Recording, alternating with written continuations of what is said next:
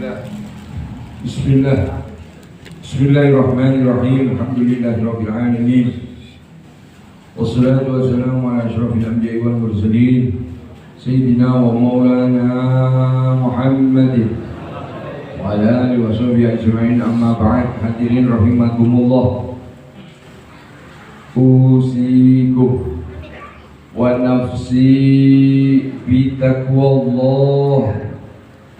Qala Allah Ta'ala fil Qur'anil Karim, wa man yattaqillaha yaj'al lahu makhraja wa yarzuqhu min haitsu la yahtasib. Hadirin rahimakumullah, assalamualaikum warahmatullahi wabarakatuh. Al-Habib Abdurrahman bin Abdullah bin Abdul Qadir bin Ahmad bin Fuqih, di suatu kesempatan beliau mengatakan, orang-orang yang duduk di majelis maulid, beliau mengatakan orang-orang, siapapun dia, apapun pangkatnya, bagaimana kedudukannya, orang-orang yang duduk di majelis maulid adalah manusia-manusia yang mendapatkan panggilan dari baginda Nabi Agung Muhammad Sallallahu Alaihi Wasallam. Ketika saya mendengar ucapan beliau, saya pribadi manusia yang mohon maaf ngantuan, manusia yang sering terhinggap oleh yang namanya aras-arasen. Akan tetapi ketika saya mendengar ucapan dari Al-Habib Abdurrahman bin Abdullah bin Abdul Qadir bin Ahmad bin Fuqih yang mengatakan orang-orang yang duduk di majelis maulid itu orang-orang yang dipanggil baginda Nabi Agung Muhammad Sallallahu Alaihi Wasallam, saya pribadi memberikan pengertian kepada otak saya memberikan pengertian kepada hati saya. Bagaimana jika dipanggil orang yang memiliki kedudukan yang tinggi, orang yang memiliki pangkat, pasti kita akan bersemangat. Taruhlah kasih contoh, seseorang di antara kita, bayangkan pribadi Anda masing-masing mendapatkan satu undangan, disebut nama panjenengan, di dalam undangan tersebut ditentukan harinya, ditentukan waktunya untuk bertemu dengan orang nomor 1 Kabupaten Madiun. Tanya pribadi masing-masing, ada apa di situ? Bagaimana perasaan Anda ketika mendapatkan undangan seperti itu? Apalagi yang menyampaikan balura misalnya, diutus Mbak Camat diutus orang nomor 1 Kabupaten Madiun, berikan ini undangan kepada fulan. Nanti sampai dibaca, apa yang Anda rasakan? Jawab masing-masing. Kemudian apa yang akan Anda lakukan ketika mendekati, bahkan ketika hari yang ditentukan, waktu yang ditentukan, apa yang Anda lakukan? Bagaimana persiapan Anda mempersiapkan diri Anda untuk bertemu dengan orang nomor 1 Kabupaten Madiun? Taruh kita cari yang lingkungan paling kecil saja. Kalau saya ngomong nanti Republik Indonesia, orang nomor 1-nya Indonesia, koyoke hil yang mustahil, satu perkara yang kecil kemungkinan. Kalau yang orang nomor 1 kabupaten masih mungkin. Bagaimana persiapan Anda untuk menuju hari H ini? Mungkin misalnya besok lah ketemu jam 10 di pendopo, taruhlah seperti itu. Mungkin malam tidak bisa tidur. Nyapo ya, aku kok dijeluk ya. Nyapo ya, aku kok untuk undangan ya. Nah itu pertanyaan-pertanyaan seperti itu menghinggapi sampai-sampai tidak bisa tidur. Sampai-sampai tidak bisa tidur. Kita yang manggil di sini, yang duduk di majelis maulid semacam ini, orang nomor wahid di alam semesta, nomor 1 di alam semesta, pemimpin dunia akhirat kita. manusia yang oleh Allah dijadikan kekasih. Bagaimana perasaan kita? Insya Allah kalau itu Anda pahami dengan betul, dengan meminta pertolongan kepada Allah, berikan kepahaman kepada saya tentang agamamu dan tentang kekasihmu ya Allah, insya Allah perasaan ngantuk, aras-aras itu akan hilang. Bahkan nyun sewu ketika hadrohnya ditutup nak gak karu-karuan bentuke, kita masih ini maulid, tidak bergantung kepada hadroh, tidak bergantung kepada munsid. Munsid suaranya ngalor bangidul gak ngurus. Loh, itu yang terjadi. Kenapa? Yang terpenting kepada kita adalah baca maulid, baca sirah, baca cerita daripada makhluk yang paling agung, yang menjadi pemimpin kita dunia akhirat. Kita akan bergembira.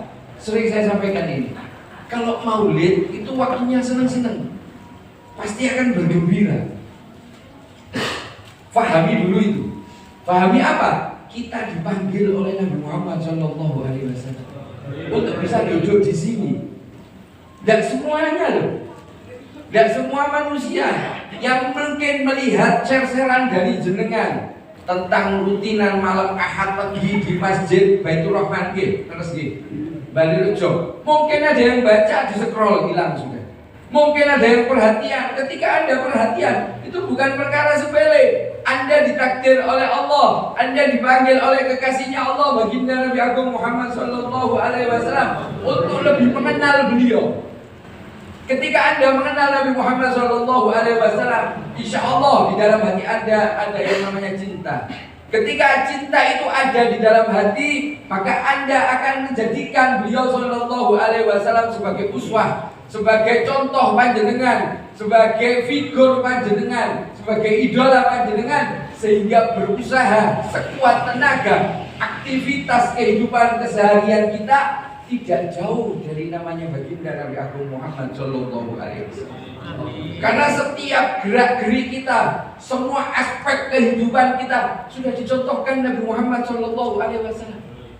Gak ada alasan tidak mau contoh Nabi Muhammad, karena sudah dicontohkan semuanya. Semuanya sudah dicontohkan.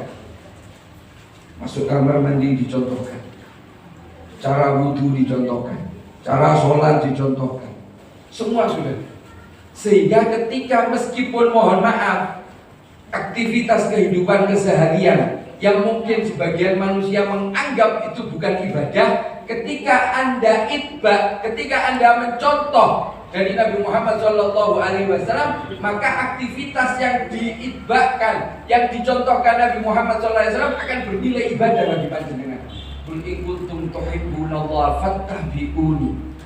Kalau kalian mengatakan cinta sama Allah, fattabi'uni, contohlah aku, ikutlah aku. Siapa? Baginda Nabi Muhammad SAW. Kemudian Allah berjanji akan memberikan dua hal bagi manusia-manusia yang mau mencontoh daripada perilaku dohir batinnya yang mulia baginda Nabi Agung Muhammad Sallallahu Alaihi Wasallam. Apa janjinya Allah? Yuhibbukumullahu. Allah akan cinta sama kita. Loh, kita ini loh siapa? Apa pangkat kita? Sampai yang maha kuasa Rabbul Alamin mencintai kita manusia. Faktornya cuma satu. Apa? Itba, nyontoh. Siapa yang kita contoh? Kekasihnya Allah, baginda Nabi Muhammad Sallallahu Alaihi Wasallam. Setelah Allah mencintai kita, janji yang kedua, ini satu paket ini, bukan terlepas, satu paket. Ketika yuhibbukumullahu wa dan yaghfir lakum dzunubakum, Allah akan mengampuni segala kesalahan dan dosa-dosa kita. Jangan sepelekan kesalahan kecil di akhirat nanti. Ketika kesalahan kecil yang kita miliki tapi tidak dapat ampunan dari Allah Subhanahu wa Ta'ala, ini bala paling besar di dalam kehidupan sejarah kita sebagai manusia. Kecil kesalahan tapi tidak dapat maghfirah daripada Allah, bahaya terbesar. Jangan khawatir memiliki dosa yang besar. Ketika Allah cinta sama kita, tidak ada artinya dosa yang besar ketika Rabbul Alamin cinta sama kita. Syaratnya mendapatkan cintanya Allah cuma satu pintu, gak ada pintu lain. Apa? Itba, mencontoh Nabi Muhammad Sallallahu Alaihi Wasallam. Kok bisa seperti itu? Karena Nabi Muhammad oleh Allah dijadikan kekasih. Maka syukur kita menjadi umatnya Nabi Muhammad Sallallahu Alaihi Wasallam. Jangan sampai membuat Nabi Muhammad Sallallahu Alaihi Wasallam sedih. Ini akhir zaman terjadi. Yang satu dengan yang lain sama muslimnya saling tuding, saling merendahkan, saling hina, saling caci, maki dan lain sebagainya. Sedih yang mulia itu ketika melihat umatnya sampai terjadi pertikaian, naudzubillah min dzalik. Maka perkuatlah, maka pelajarilah tentang ukhuwah Islamiyah. Saya katakan di sini jangan fanatik buta. Kalau Anda fanatik buta, rugi besar betul. Contoh, salah satu contoh yang menjadikan fanatik buta. Salah satu contoh saja. Ada segelintir manusia yang mengatakan bahwa amaliyah kami itu yang maulid berjanji, yang lain bukan amaliyah kami. Pokoknya kalau nggak berjanji saya nggak mau. Ada orang-orang seperti itu. Kalau zikir itu ya ini, kalau yang itu saya nggak mau. Nah, ini fanatik buta. Orang seperti ini mohon maaf, pengetahuannya akan menjadi minim karena ilmu itu berkembang. Pertama muncul Maulid Buddha. Setelah itu lama muncul lagi berjanji. Setelah itu muncul lagi tiba yang dikarang Syekh Abdurrahman Ad-Dibani. Kemudian muncul terus sampai yang dekat dengan kita, Ad-Diyah Ulami, yang disusun oleh Habib Umar bin Muhammad bin Jalil bin Hafid Al-Syaikhota. Semua maulid dari satu Buddha sampai maulid yang nanti wallahu a'lam apalagi yang akan muncul, itu semua menciptakan satu orang, satu makhluk, baginda Nabi Agung Muhammad Sallallahu Alaihi Wasallam. Sampai-sampai ada orang yang mengatakan, pulau badai nguri-nguri kebiasaan piantun riyin. Mohon maaf, kalau Anda bisa berkomunikasi dengan mu'alif daripada misalnya zikir ini atau kitab maulid ini, jenengan tanya, apakah Anda tidak ridho kalau saya baca maulid yang ini bukan maulid Anda? Pasti ridho. Kenapa? Karena mereka semua para mu'alif yang sudah ada di alam barzakh sudah mendapatkan posisi, sudah mendapatkan tempat. Gak ngamalkan amaliyah saya, tidak jadi soal. Yang jadi soal kita ini loh. Kenapa? Ada perasaan dengki, ada perasaan iri, ada perasaan hasud, sehingga akhirnya nanti kita terpecah. Bahaya. Hasanah keilmuan sangat besar, sangat banyak yang belum kita ketahui. Makanya saya katakan jangan fanatik buta. Ketika ada ilmu baru dan yakin, saya ngomong baru itu bukan karena baru datang, akan tetapi kita baru tahu. Kita baru tahu. Contoh aja sudah. Mungkin jamaah Masjid Baitur Rahman kenal roti buladat mulai tahun berapa? Padahal roti buladat ditulis 1071, sekarang 1445, 400 tahun sudah ditulis. Anda mengatakan, oh ini amaliyah baru dari mana? Anda yang baru tahu. Makanya saya katakan jangan fanatik buta, buka pikiran lebar, buka hati lebar, jangan hanya fokus hanya pada satu. Banyak, termasuk mohon maaf ini ya. Ini bukan saya mengedepankan, cuman saya memberitahu satu keistimewaan daripada Simtud Duror menurut saya yang tidak didapati di maulid-maulid yang lain. Di dalam doanya maulid Simtud Duror, Habib Ali yang notabene-nya hidup lebih 200 tahun yang lalu, beliau tahu orang-orang akhir zaman, bagaimana keadaan orang akhir zaman. Salah satunya tiang akhir zaman ini kakean utang, mesti duit utang, yakin dulu. Nek jumlahnya dibatin dewe-dewe, gak usah diumumin. Makanya Habib Ali itu mengatakan di dalam kitab maulidnya, di doanya, beliau menulis kalimat waqdi dainal madinin. Saya panjangkan di sini. Soalnya utang terakhir. Betul itu. Kalau Anda tidak percaya, saya sampai pojok gunung Deso Kesa-Keso, tahu Deso Kesa-Keso? Saya mungkin jalannya dulu di aspal, diliwati beleduk, udan bletok. Bangkit terus teko kono. Iya loh. Habib Ali tahu wong akhir zaman ini kakek utang. Diyakini atau enggak, seneng atau enggak. Makanya ojo biasa mau utang. Di dalam roti buladan. Ya farijal ham ya kasyifal gham. Asbabul wurud, asbabul nuzulnya. Sayyidina Abu Bakar diajari oleh baginda Nabi Agung Muhammad sallallahu alaihi wasallam dan diajarkan kepada putrinya sekaligus istri daripada yang mulia baginda Nabi Agung Muhammad sallallahu alaihi wasallam, Sayyidatuna Aisyah radhiyallahu anha.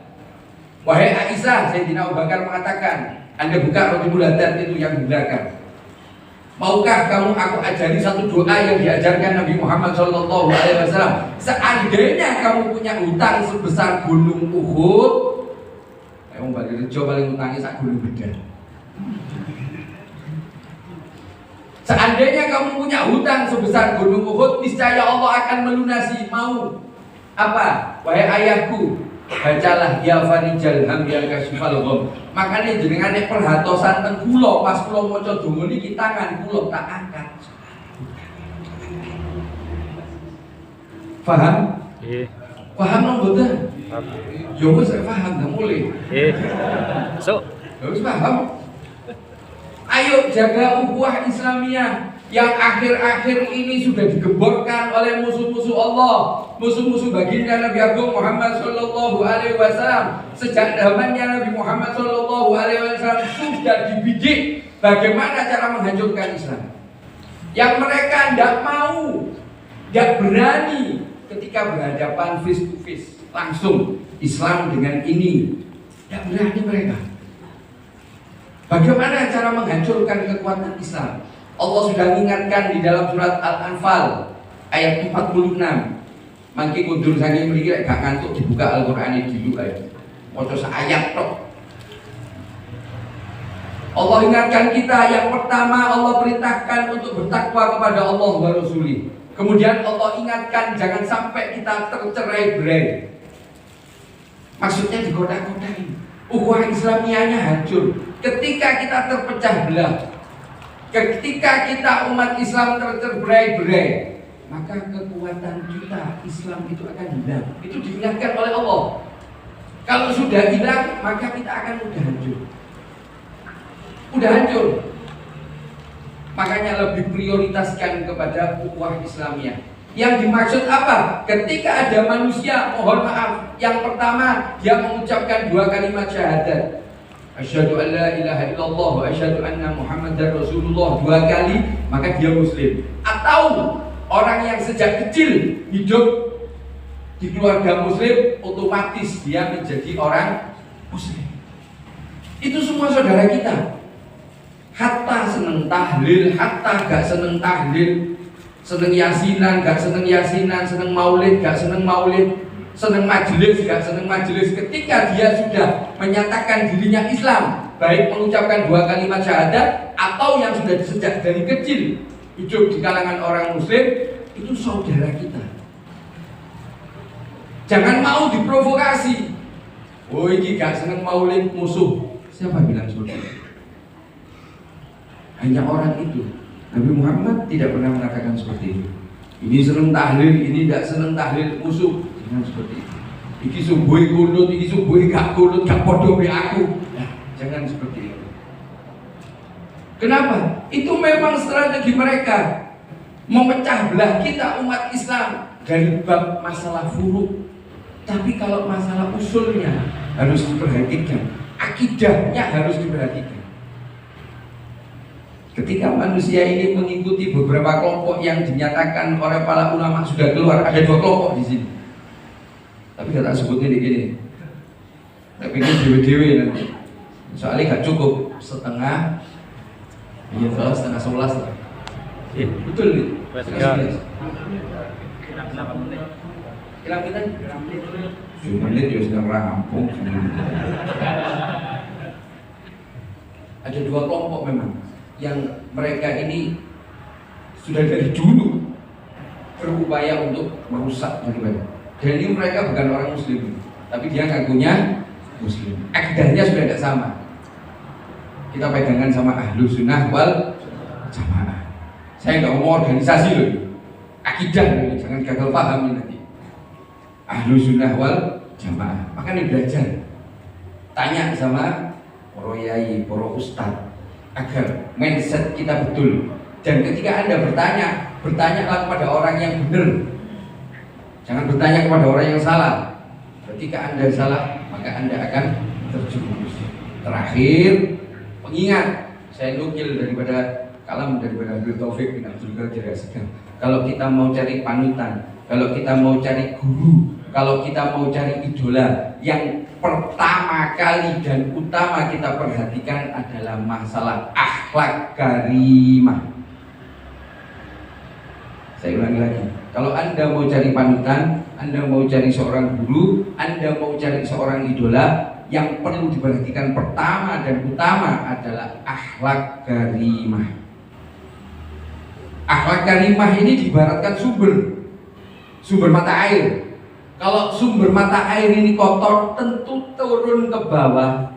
Di saluran air ini airnya juga akan kotor. Kenapa? Karena sumbernya kotor. Akhlak karimah itu diibaratkan sumber. Pokok sudah itu. Anda jangan gumun kepintaran seseorang berbicara, kepandaian seseorang ketika mengupas satu permasalahan. Anda jangan gumun ketika memiliki seseorang yang memiliki yang jamaah yang banyak. Anda jangan gumun ketika seseorang memiliki banyak pondok pesantren atau pondok pesantrennya megah dan lain sebagainya. Yang Anda patut hormat, takdimi adalah ketika manusia ini memiliki akhlak karimah. Secara umum, baginda Nabi Muhammad SAW diutus untuk membenahi akhlak. Salah satu contoh, Allah peringatkan, Inna sholata tanha anil fahsya'i wal munkar. Sesungguhnya orang yang melaksanakan sholat dengan benar ini ya, dengan benar, maka dia tercegah dari fahsya dan munkar. Salah satu contoh fahsya adalah omongan cabul, omongan kotor. Ini bagian daripada akhlak karimah. Saya dipahami? Itu dulu gitu. Paham ya?